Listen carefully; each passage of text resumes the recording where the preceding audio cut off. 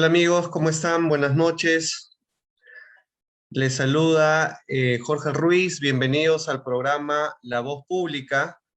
Y gracias por la sintonía, a los que ya se vienen conectando en nuestras plataformas a través del Facebook, en el Círculo de Arbitraje con el Estado. El día de hoy vamos a tocar un tema muy importante que es relacionado a los contratos FIDIC en la contratación pública.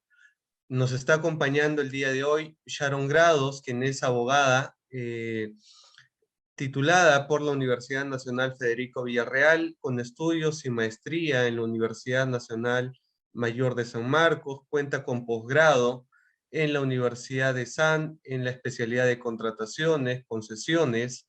Se desarrolla como abogada en el megaproyecto de la refinería de Talara, y a quien le damos la cordial bienvenida y con la que vamos a hablar con Sharon sobre estos temas en la reactivación económica a propósito de las obras públicas, la coyuntura y los retos que va a afrontar seguramente el actual gobierno respecto a cómo la agenda política se va a ver materializada en las obras que tanto hace falta a nivel nacional. Sharon, bienvenida y te agradecemos que nos acompañes el día de hoy. Buenas noches, Sharon. Buenas noches, Abel. Buenas noches ¿Cómo con estás? todos. Bienvenida a La Voz Pública, te escuchamos. ¿Qué tal? ¿Cómo ¿Qué estás? tal?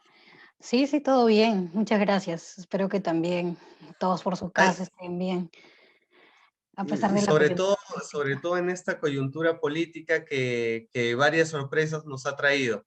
Pero bueno, vamos a iniciar.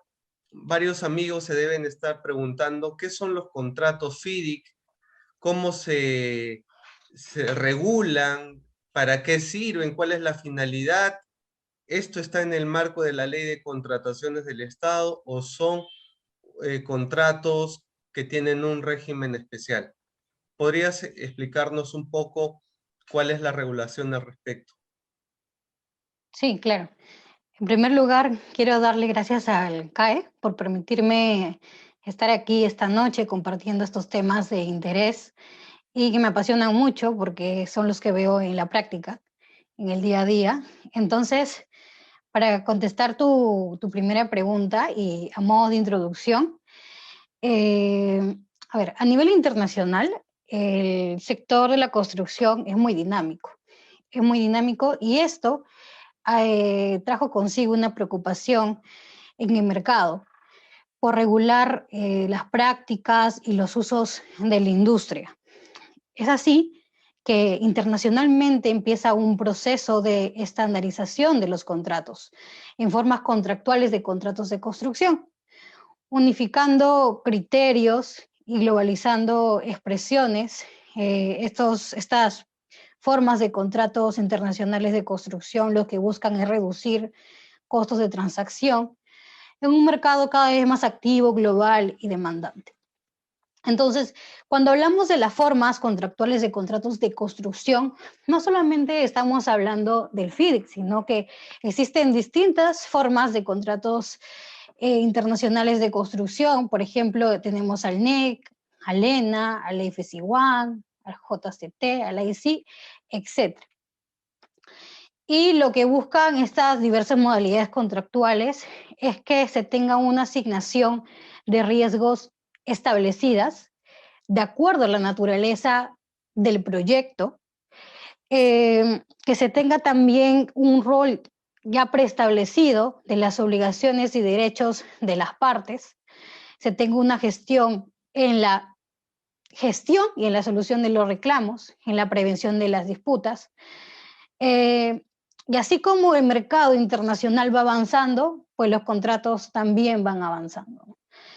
En este contexto, la Federación Internacional de Ingenieros Consultores, más conocida también como FIDIC o como la FIDIC, tiene su sede en Ginebra, en Suiza, y se llama así por sus siglas en francés. es un organismo, es una institución privada y tiene por objetivo recoger las mejores prácticas de la industria de la construcción enfocados en el tema de la ingeniería, de la consultoría de la ingeniería. Ahora bien, para no extendernos mucho y tipo para hacer una cronología, la FIDIC se fundó por 3 países, por Francia, Bélgica y Suiza, en el Reino Unido en 1949. Luego ya se suman a estos países otros 50 países y en la actualidad está formado por más de 80 países, ¿no? Se funda, disculpen ahí la aclaración del dato, en 1913. Luego se incorporan ya en Reino Unido, como había dicho, 50 países más.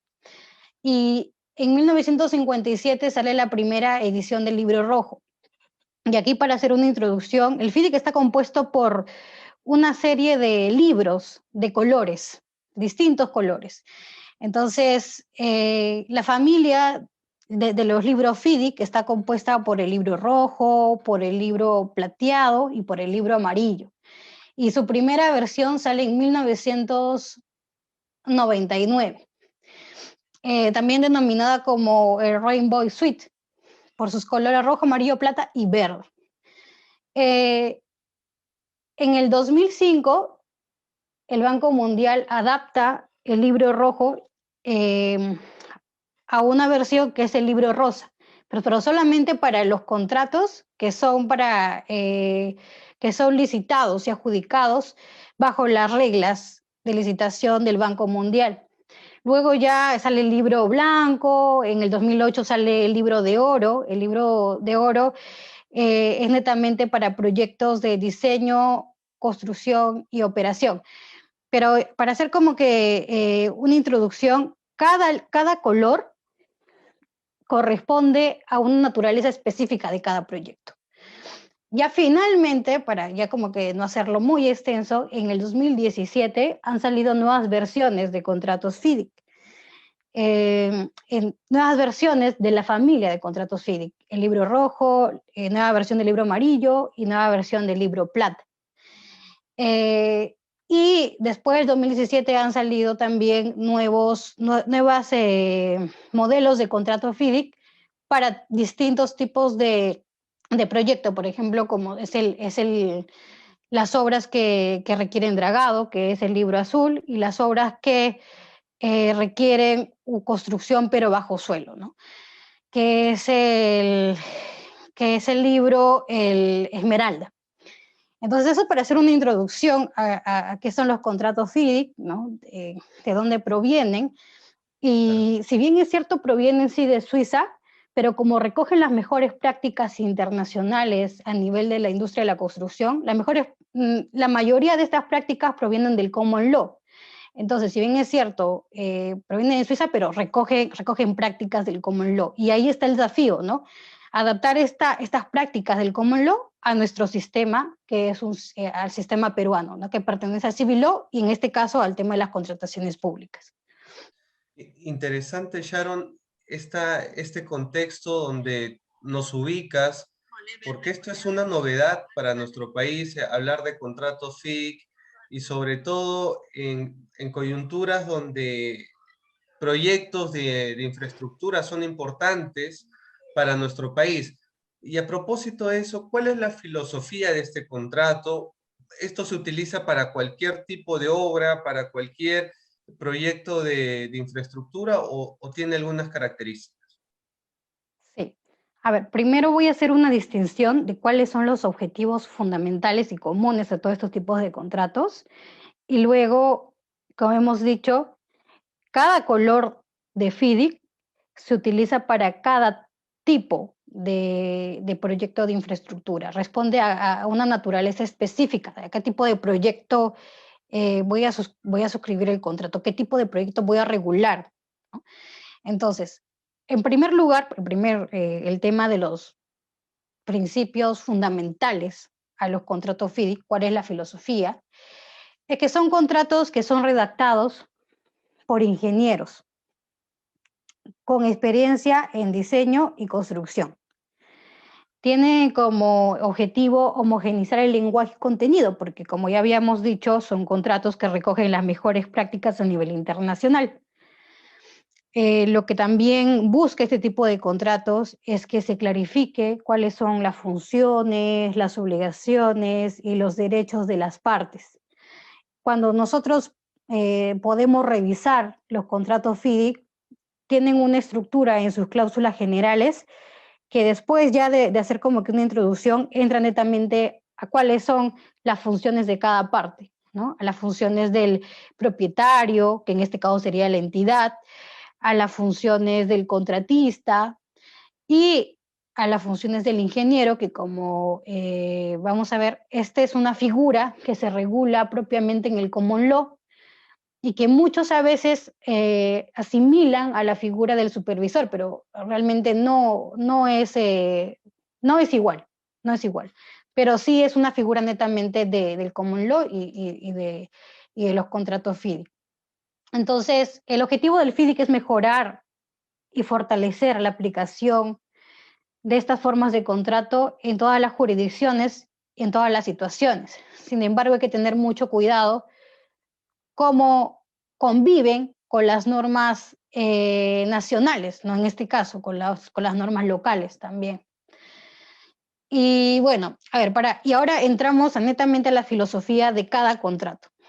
Como ya había señalado, cada contrato tiene un color, ¿no?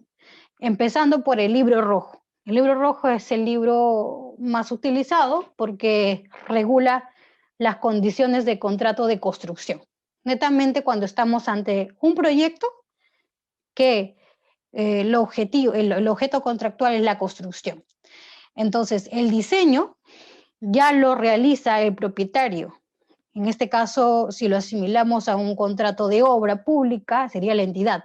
Ya lo realizaría la entidad. Y el contratista construye con el diseño que le da la entidad. Entonces, en términos generales, el libro rojo es netamente un contrato que regula el tema de construcción, que es lo más similar a lo que tenemos en la ley de contrataciones con el Estado. Y aquí se paga por valorización, por cada obra que va ejecutando. Luego tenemos el libro amarillo, que el libro amarillo ya es cuando estamos frente a proyectos que involucran no solamente la construcción, sino también que involucran diseño y construcción. Es decir, que el contratista es el encargado de diseñar y de construir.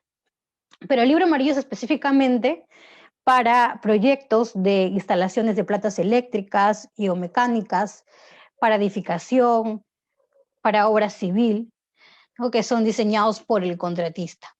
Y el libro plata es una exclusión, es como algo, es algo excepcional, ¿ya? En algunos países solamente lo contratan bajo el libro plata como algo excepcional. ¿Por qué? Porque el libro plata es cuando estamos en proyectos que involucran el diseño, la construcción y necesariamente la puesta en marcha. Es decir, es un llave en mano, es un target. Es decir, en términos de la industria de la construcción, es cuando giras la llave, ¿no? Cuando ya tienes que entregar la obra funcionando ya. Entonces, el libro plata es netamente para ya obras industriales más complejas. Ya no solamente son para edificaciones civiles, ¿no? Sino que ya involucra que se le pague más al contratista porque el costo refleja la certeza del precio y del plazo. Y como se le asignan casi todos los riesgos en este tipo de contratos al contratista, entonces es por eso que el costo es más elevado en el libro plata. Y ya creo que esos son los tres principales, pero existen otros libros, como ya hemos dicho, el libro oro, que es para proyectos que involucran el diseño, la construcción, la operación. El libro verde, que es un libro más sencillo, ¿no? Pensado en obras menores. El libro azul, que como ya hemos dicho son para obras específicamente de dragado. Las obras de dragado son las obras que se hacen a nivel de cuando estamos en el mar, dentro del mar. El libro esmeralda, que netamente se pensó, ¿no? Se dijo, por ejemplo, cuando nos a ver, para tipo introductorio, cuando tú licitas con un libro plata, el libro plata, si bien es cierto, el contratista es el obligado, está obligado al diseño, a la construcción, a la procura, pero cuando hablo procura, hablo netamente de suministro de equipos y de materiales. Y este libro, el libro plata, no se recomienda cuando hay obras en el subsuelo, por ejemplo, un gasoducto, ¿no? Un gasoducto o la línea 2, por ejemplo, la línea de 2 del metro. Esas son obras subterráneas que involucran mucho riesgo de suelo. Entonces, como el contratista asume casi todos los riesgos, y asume también el riesgo de suelo en el libro plata, no se recomienda porque se sabe que cuando vamos a realizar obras en el subsuelo, pues hay mucho riesgo de encontrar realmente condiciones imprevisibles, ¿no? Muchas condiciones imprevisibles. Entonces se pensó eso y se dijo, ya, se va a sacar un libro, Esmeralda, y va a ser un libro que regule solamente obras que se realizan en el subsuelo. Por ejemplo, esta obra de gasoducto, obras de subterráneos, entonces, tipo de obras, que ha sido como que el último que ha salido, ¿no? Y sí, eso Impor- es. Importante las aclaraciones en este mundo tan especializado de las obras públicas.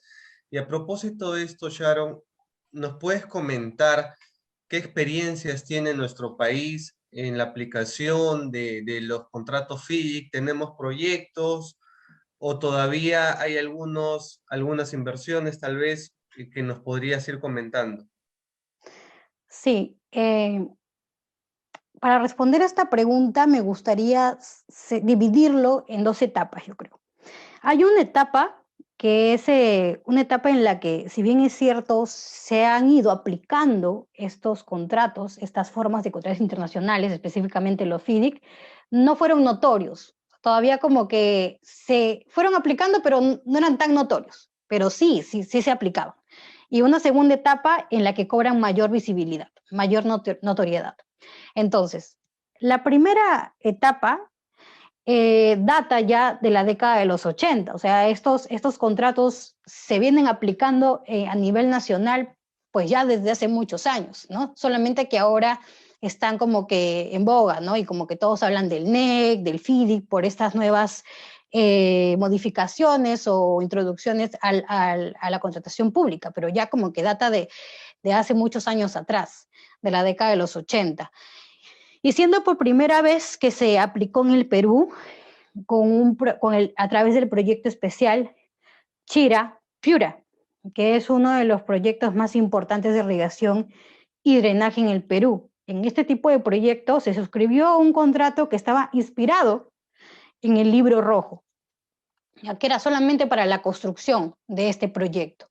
Sin embargo, ya desde ese tiempo se han ido utilizando en el desarrollo de plantas de generación eléctrica, de energías renovables, eólicas, fotovoltaicas, hidroeléctricas.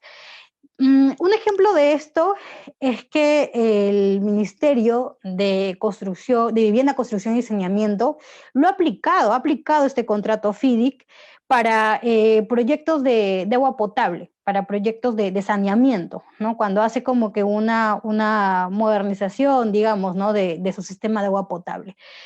Y otro ejemplo también muy importante es el de la modernización de la refinería de Talara, en las que se aplican contratos FIDIC. En este proyecto, bueno, contratos que están inspirados, porque no son netamente contratos FIDIC, ¿no? Sino inspirados en contratos FIDIC y inspirados en el contrato FIDIC Plata, ¿no? Ahora, a eso le llamo la primera etapa. ¿Y cuáles son los dos componentes comunes de esta primera etapa?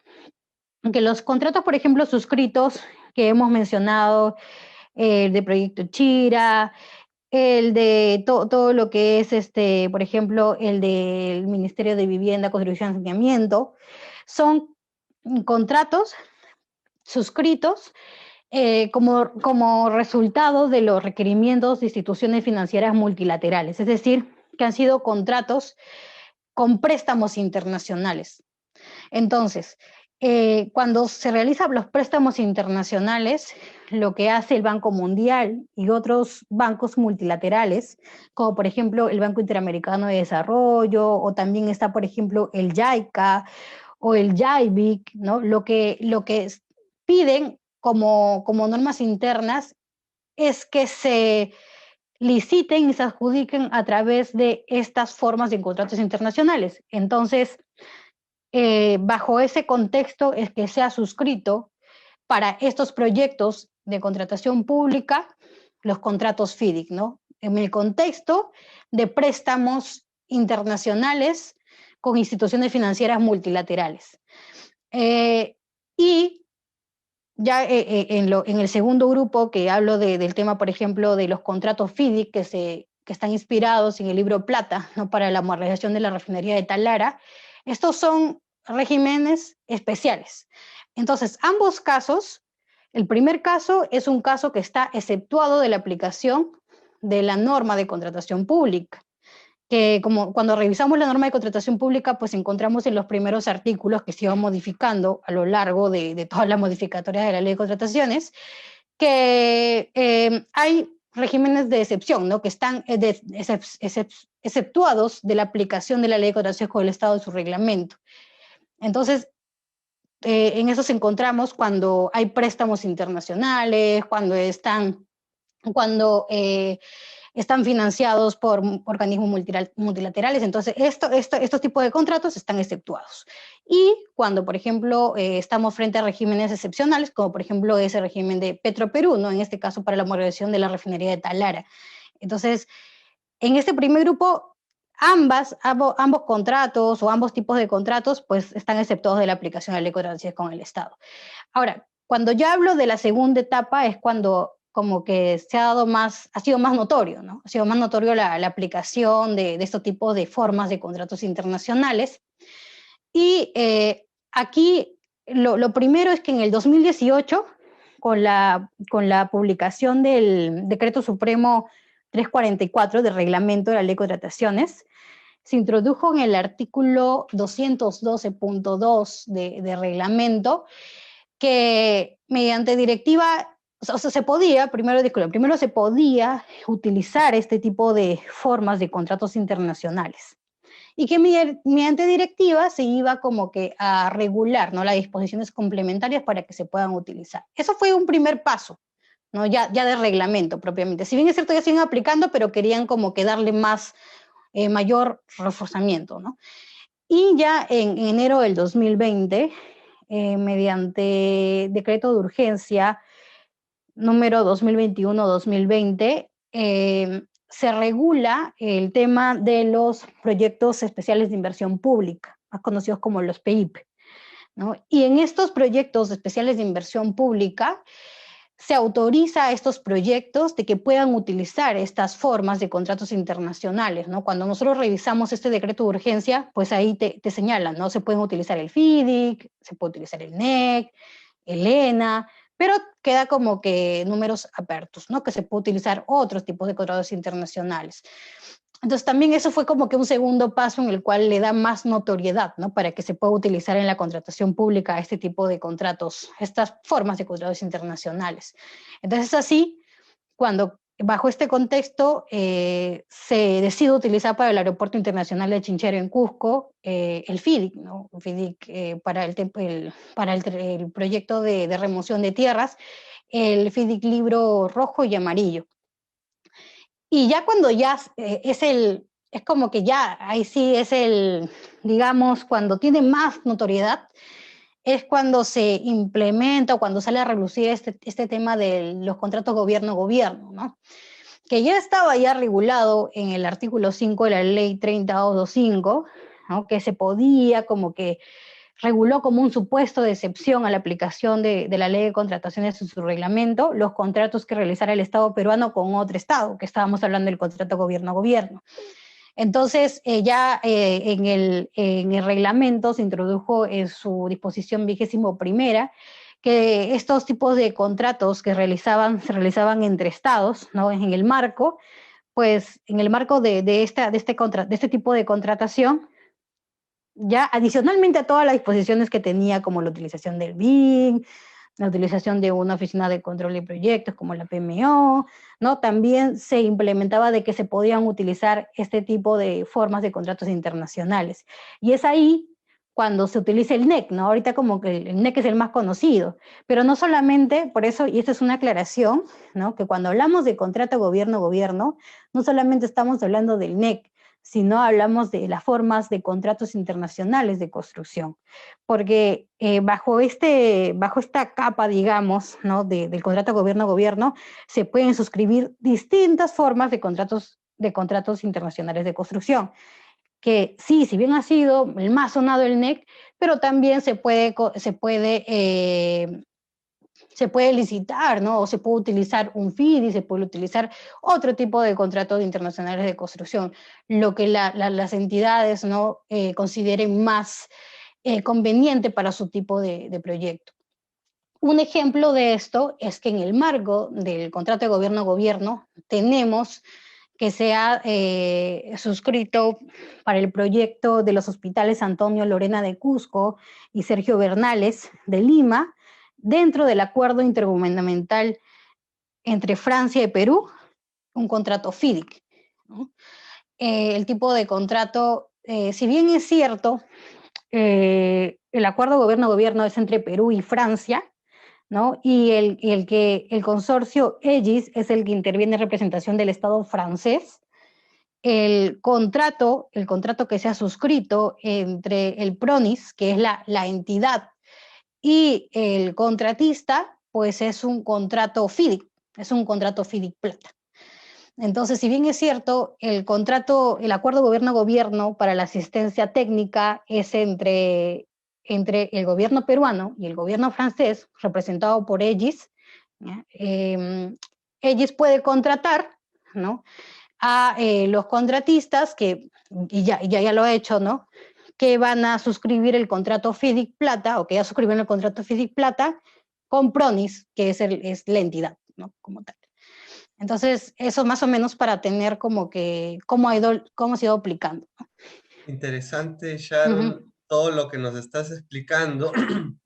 Qué importante tener claro el tema de las obras públicas locales y las obras públicas internacionales y cómo estarían en un marco de inversión pública al final de cuentas. Exacto. Ahora, varios y nos están haciendo ya las preguntas por el Facebook y va en relación a esta inquietud que tenemos. ¿Hay alguna diferencia que tú encuentras en la regulación de los contratos FIDIC con lo regulado en la Ley de Contrataciones del Estado, la Ley 3022.5 y su reglamento respecto a la obra pública? ¿Es lo mismo uno cuando quiere utilizar estos mecanismos, eh, tiene que ir a una ley especial o tiene que aplicar la Ley de Contrataciones? ¿Cuáles las diferencias más notables que tú encuentras? Sí. A ver, si bien es cierto que como ya hemos visto toda la recopilación que hemos hecho, ¿no? Que la ley de contrataciones, su reglamento, se animó a decir, sí, se puede aplicar estas formas de contratos internacionales. Yo quiero ahí hacer una división, ¿no? Que si nosotros hacemos un chequeo de todas las disposiciones del reglamento de la ley de contrataciones, porque el reglamento de la ley de contrataciones es lo que regula más que todo el tema de obra. Si bien es cierto, la ley lo regula, pero su desarrollo pues está en el tema de reglamento. Y ahora con su última modificatoria, la 162, el Decreto Supremo 162-2021, podemos encontrar que su regulación se enfoca más para un contrato que tiene un Project Delivery System, es decir, un método de contratación, de construcción netamente, ¿no? Cuando vemos el reglamento de la ley de contrataciones, si partimos del artículo 165 de su reglamento hasta donde llegue, que es creo que el artículo 240 240 y tantos, será pues no sé, o 220, discúlpeme, 220, podemos encontrar que está más enfocado al tema de proyectos, pero que solamente involucran la construcción, ¿no? Y ya como que la última parte del reglamento de la ley de contrataciones, en el título 8 de su reglamento, da como que un espacio para obras que incluye diseño y construcción. Entonces, ahí como que hay que hacer dos diferencias, ¿no? El reglamento de la ley de contratación está más enfocada cuando tenemos obras que involucran construcción. Y un pequeño espacio por ahí que te da, pues la oportunidad de regular para el tema de obras que incluye diseño y construcción. Entonces, partiendo de esa línea, de esa línea de ideas, si hacemos como hemos visto el libro FIDIC, los libros FIDIC tienen cierta cantidad de libros caracterizados por diferentes colores, y estos colores responden a para qué tipo de proyecto yo estoy yendo primero. ¿Para qué tipo de proyecto? ¿Uno de construcción? ¿O para qué tipo de proyecto? ¿Uno de obra civil, uno de obra mecánica, uno de planta industrial, uno muy complejo, uno para obras menores? Entonces, primero partamos por esa premisa. Luego, los libros y los colores también responden al Project Delivery System que se quiere escoger. Por ejemplo, el libro rojo es netamente de construcción, el libro amarillo es diseño y construcción y procura en el tema de suministro, el libro blanco también, pero para temas más complejos. Entonces, si hacemos la comparación, vamos a hacer una comparación a rasgos generales, porque hacer la comparación minuciosamente nos llevaría pues muchísimo, realmente muchísima, eso es para abarcarlo en todo un curso, ¿no? Pero si hacemos así una aproximación, lo que está regulado en la ley de contrataciones se podría asimilar en su Project Delivery System se podría asimilar a un FIDI rojo, que solamente regula el tema de la construcción como tal. Sin embargo, si queremos hacer una comparación o queremos aplicar este FIDI rojo a la ley de contrataciones públicas o su reglamento, personalmente creo que no se podría. ¿Y por qué? Porque existen muchas normas imperativas ya en el reglamento, existe una sobreregulación en el reglamento. El reglamento regula todos los aspectos que tiene que tener un contrato en el aspecto de obra pública, en el aspecto de construcción, partiendo del perfeccionamiento, del inicio, de los adelantos, todo, el tema de los adicionales, eh, el tema de la resolución de contrato, las recepciones, regula muchísimos aspectos. Y cuando nosotros nos vamos al libro rojo, también tiene su manera de regular esos aspectos, ¿no? Tienen diferentes maneras de regular. Si bien es cierto, estamos ante un mismo sistema de contratación que es netamente construcción, libro rojo, el reglamento de la ley de contrataciones, ambos tienen diferentes disposiciones, digamos. Y para hacer como que para engranar eso, es complicado realmente. ¿Y por qué? Porque, a ver, primero, así como que a rasgos generales, partiendo de que cuando nosotros nos vamos a un libro FIDIC, lo primero que encontramos son las definiciones. Y las definiciones de este contrato tienen definiciones propias de este contrato, que difieren en la mayoría de los casos de lo que vemos en el reglamento de la ley de contrataciones con el Estado. Esa es una primera observación, ¿ya? Y esa es a rasgos generales.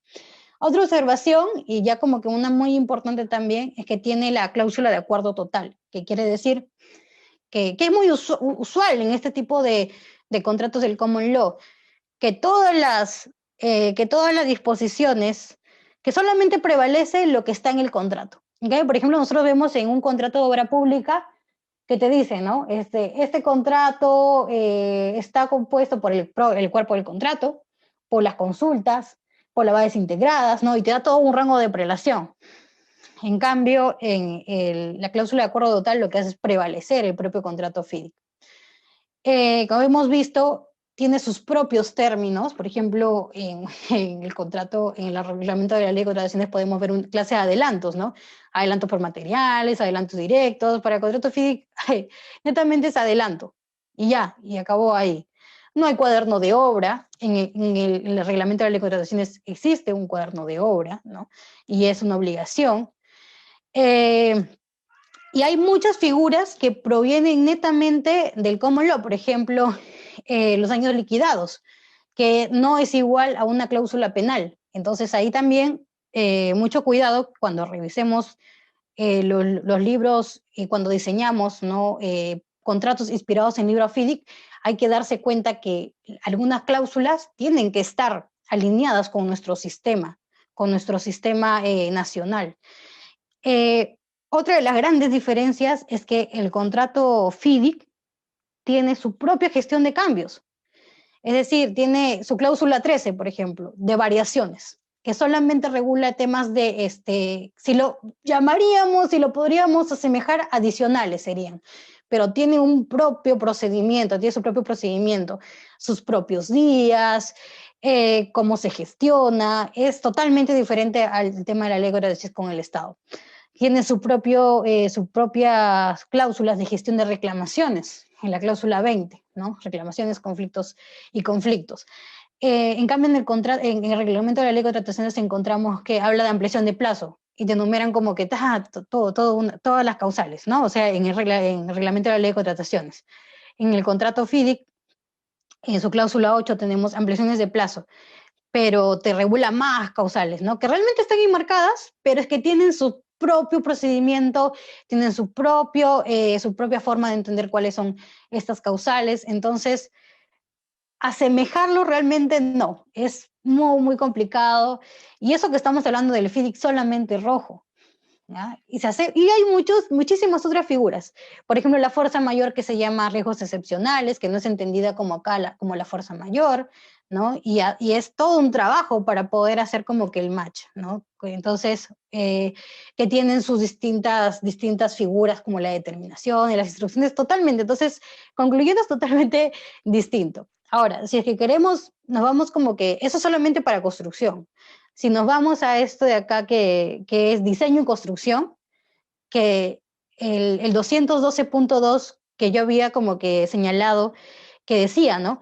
Que se podía utilizar las proformas de contratos internacionales para este tipo, que yo creo que solamente es para diseño y construcción, porque lo encontramos en la cápita de diseño y construcción del reglamento de la ley de contrataciones. Si como que esa cápita no tiene sí muchas regulaciones, eso sí, solamente te dice que puede ser diseño y construcción, tiene que ser por un cierto valor referencial, tiene que ser para obras complejas y tiene que ser para obras que sea suma alzada, llave en mano o puede ser concurso oferta. Entonces yo creo que por ahí sí le da como que carta abierta como que para que se pueda regular. Pero como yo te había comentado, la gestión de cambios, la gestión de variaciones, la gestión de reclamaciones, las figuras propias del FIDIC, entonces realmente lo que se va a obtener es que se pierda la naturaleza del contrato FIDIC. Por eso, y yo creo que todos los contratos que se están aplicando, todas las proformas de contratos internacionales, se aplican como un ámbito de excepción, como un ámbito de no aplicación del reglamento de la ley de contrataciones. ¿Y por qué? Porque esto le da carta abierta a las partes para que puedan mantener la naturaleza del contrato, de la forma de contrato que quieren escoger, ¿no? Si es FIDIC, que sea un contrato FIDIC con algunas variaciones, pero que no sean tantas, porque si le hacemos tantas, se pierde la naturaleza. Se pierde, esos son los franquei FIDIC, ¿no? Ni siquiera sería un franquei FIDIC, no sería un FIDIC, sería un tipo de contrato ad hoc, ¿no? Ya no se llamaría. Entonces es como que difícil, realmente es muy complicado. Okay. Y me imagino también, Sharon, habrá conflictos seguramente en el marco de estos contratos. Y brevemente, porque ya estamos llegando al final del programa, ¿cuáles serían tus reflexiones sobre los mecanismos de solución de controversias? ¿Qué pasa cuando en estos contratos FIDIC o estos contratos donde hay una inversión internacional, eh, hay controversias? ¿Dónde van a parar? Porque conocemos el arbitraje, hoy también conocemos de la Junta de Resolución de Disputas. ¿Qué mecanismo se tiene y cuál sería tu alcance? Sí, lo que pasa es que los contratos FIDIC, y ya para ser muy breve por el tema del tiempo, porque también es un tema bastante extenso, tiene su propio sistema conflictual, su propio sistema de gestión de conflictos. Y este sistema de gestión de conflictos está compuesto por distintos mecanismos. mecanismos de gestión de conflictos, ¿no? En los contratos FIDIC, porque hay una gran diferencia entre los contratos FIDIC de 1999 con los últimos contratos FIDIC que son de 2017. Entonces, en los contratos de 1999, pues encontramos, sí, todo este sistema de gestión conflictual, empezando, ¿no?, por el tema de... Antes había un tema de una primera etapa que era la etapa de determinación, y ya luego se entraba a la etapa netamente de conflicto, ¿no? La determinación es antes, cuando... Lo que pasa es que en los contratos FIDIC hay dos grandes etapas. La etapa de reclamaciones como tal, que sería cuando el contratista va a reclamar un pago adicional, un mayor pago adicional o una ampliación de plazo como tal. Entonces, a eso se llama la etapa de reclamaciones. Y ya una segunda etapa, que es netamente ya la etapa de conflictos, digámoslos, de prevención o de resolución de conflictos. Y que ahí tenemos ya la etapa determinativa, tenemos la segunda etapa, que es en los contratos de 1999 de los FIDIC, se hablaba de un acuerdo amistoso. Después del acuerdo amistoso se iba al tema de la junta de... Bueno, en el acuerdo amistoso era más que todo, después se iba no, discúlpeme, primero se iba a la Junta de Resoluciones de Disputas, que los contratos FIDIC no se llaman la Junta de Resoluciones de Disputas, lo toman como un Dispute Board. En los de 1999 estaban los Dispute Adjudication Board, ¿ya? Porque sabemos que los Dispute Board son como que el género, y la Junta de Resolución de Disputas, que está regulada en la Ley de Contrataciones, es la especie, ¿no? Es que los dispute boards son como que abarcan más cosas. Entonces, en el FIDIC de 1999 estaba regulado el Dispute Adjudication Board, y luego se pasaba a una etapa de acuerdo amistoso y luego ya a un arbitraje internacional. Era todo un sistema de resolución, de prevención y resolución de conflictos, digamos, ¿no? Ahora, en los contratos de 2007, de 2017, disculpen, 2017, se ha agregado una cláusula más. Antes los contratos de 1999 tenían 20 cláusulas. Ahora los contratos de 2017 tienen 21 cláusulas. ¿Y por qué?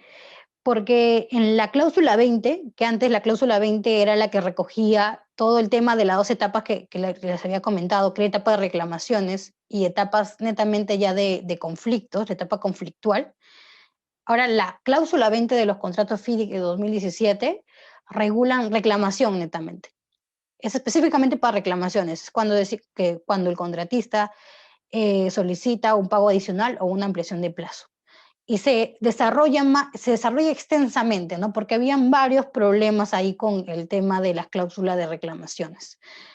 Y separan una parte exclusivamente para el tema de la prevención y la resolución de conflictos, que es la cláusula 21, en los contratos FIDIC del 2017.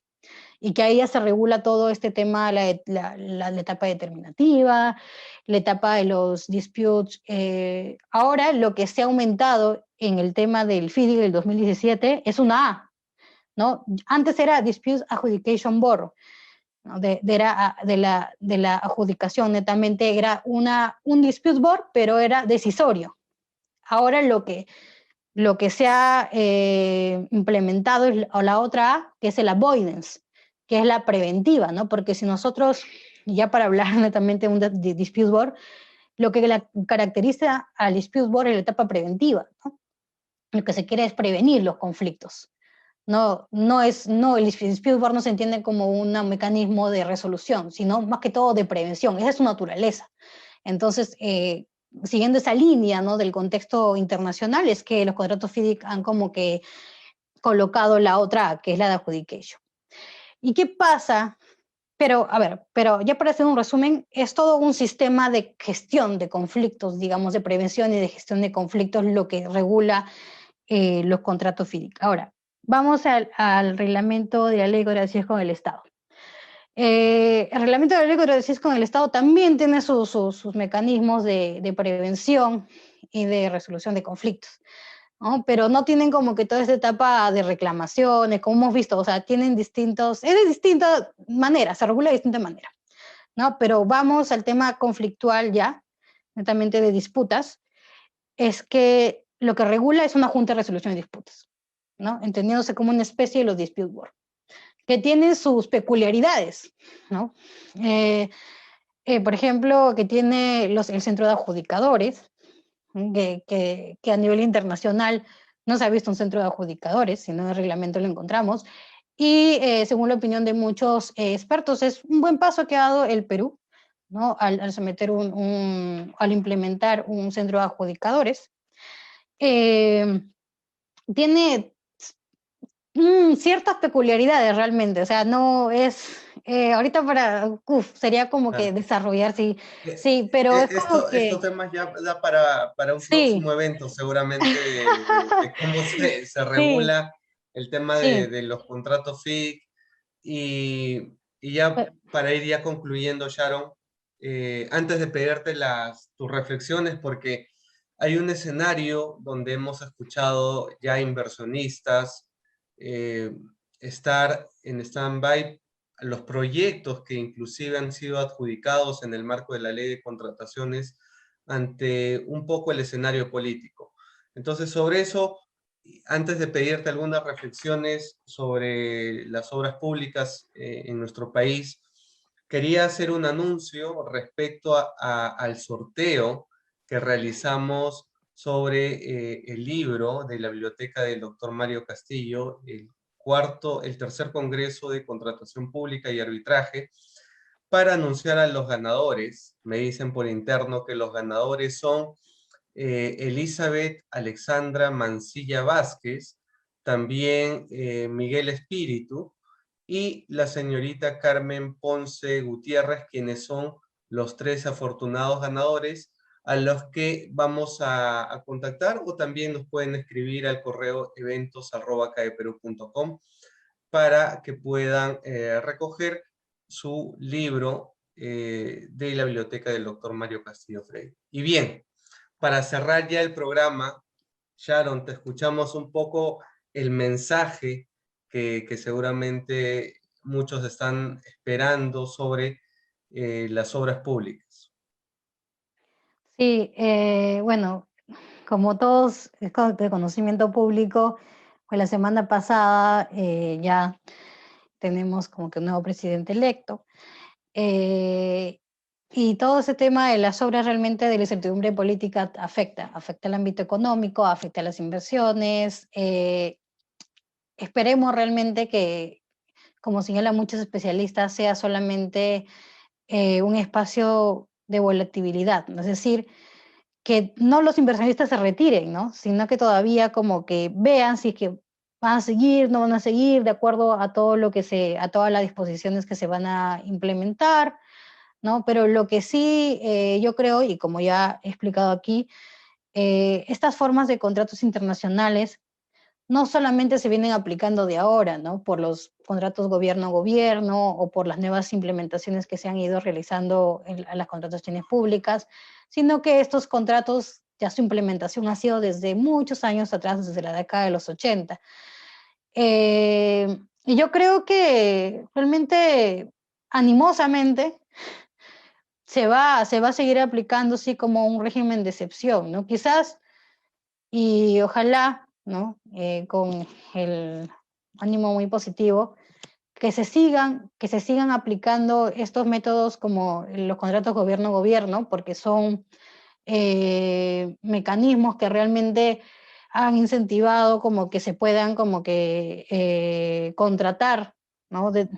Y se pueda como que aperturar el mercado, ¿no?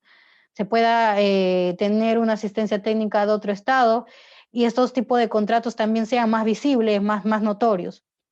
Sin embargo, pues en el escenario, en el supuesto de que